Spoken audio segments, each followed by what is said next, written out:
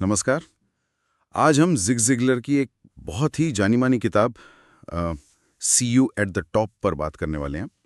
ये 1975 में आई थी, क्लासिक मानी जाती है सेल्फ हेल्प में। तो हमारे पास एक समीक्षा है इसकी और हम कोशिश करेंगे कि इसके जो मुख्य विचार हैं उन्हें समझें। देखते हैं आज के दौर में ये बातें कितनी काम की हैं। तो जिगलर का एक बड़ा मशहूर फलसफा है कि भाई आप जिंदगी में वो सब पा सकते हैं जो आप चाहते हैं, अगर आप बस दूसरों की मदद करें वो पाने में जो वे चाहते हैं। मतलब इसी सोच के इर्द गिर्द पूरी किताब है। तो सबसे पहले बात करते हैं सेल्फ इमेज की, खुद के बारे में हमारी अपनी राय। जिगलर का मानना था कि हम खुद को कैसा देखते हैं वही हमारी कामयाबी की एक तरह से नींव है। उनका एक कोट भी है कि आप लगातार ऐसा बर्ताव नहीं कर सकते जो आपकी अपनी नज़र में आपकी छवि से मेल ना खाता। हाँ, बिल्कुल। और ये सेल्फ इमेज वाली बात इसलिए इतनी गहरी है क्योंकि यही तय करती है कि हम कितने कॉन्फिडेंट हैं या कितने डरे हुए। अगर कोई मान लीजिए मन ही मन सोचता है कि वो स्टेज पर अच्छा नहीं बोल सकता, तो शायद उसका प्रदर्शन वैसा ही रहेगा, भले ही उसमें काबिलियत हो।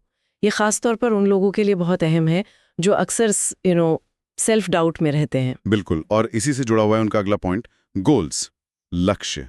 जिगलर साहब कहते हैं कि बिना मंजिल के इंसान बस भटकता रहता है, जैसे बिना पतवार की कोई नाव हो। और उन्होंने लक्ष्य तय करने के बड़े सीधे साधे तरीके भी बताए हैं। मतलब स्पेसिफिक रहो, डेडलाइन तय करो, लिखो उन्हें, छोटे स्टेप्स में बांटो। हाँ, गोल्स का जो सबसे बड़ा फायदा है वो है दिशा मिलना, डायरेक्शन। ये आपको बस यूं ही क्या कहते हैं भटकने से रोकता है। आजकल की जिंदगी में जहां लोग अक्सर थोड़ा खोया हुआ महसूस करते हैं, वहां एक क्लियर स्ट्रक्चर और एक्शन लेने लायक सलाह बहुत काम आ सकती है। पर हाँ, एक सवाल ये भी है कि क्या सिर्फ लक्ष्य तय करना काफी है? अगर आपकी बुनियाद आपकी सेल्फ इमेज ही थोड़ी डामाडोल हो। सही कहा, ये सब इंटरकनेक्टेड है बिल्कुल। और इसी कड़ी में फिर बात आती है लोगों की ज़रूरत का ध्यान रखने की, दूसरों की मदद करने की। जिगलर ईमानदारी, सच्चाई और दूसरों की सेवा को लंबी कामयाबी के लिए बहुत ज़रूरी मानते थे।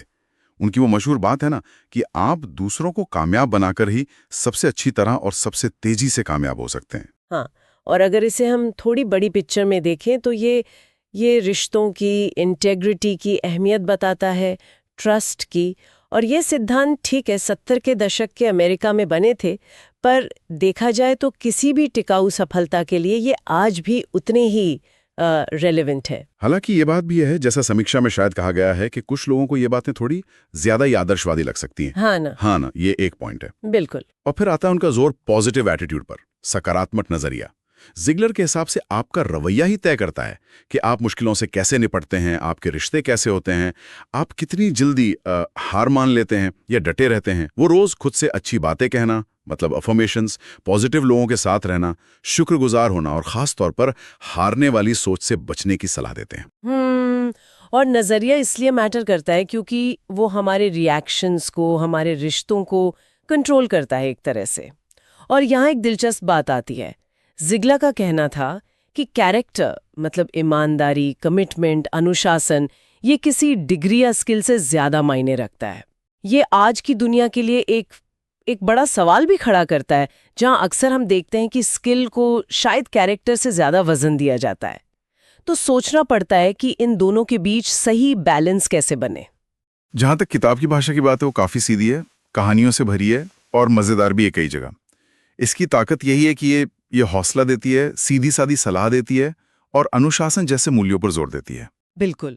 पर जैसा कि इस समीक्षा में भी शायद इशारा था, इसकी कुछ लिमिटेशंस भी हैं, जाहिर है। कुछ लोगों को ये शायद जरूरत से ज्यादा आशावादी लगे, ओवरली ऑप्टिमिस्टिक।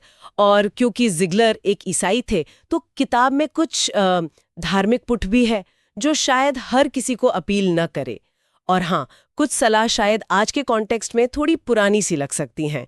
तो एक बैलेंस नजरिया रखना जरूरी है। तो कुल मिलाकर अगर हम निचोड़ निकालें सी यू एट द टॉप का, तो सार क्या है? संदेश तो काफी साफ है। खुद पर यकीन करो, दूसरों की मदद करो, मेहनत करो और अपनी सोच पॉजिटिव रखो।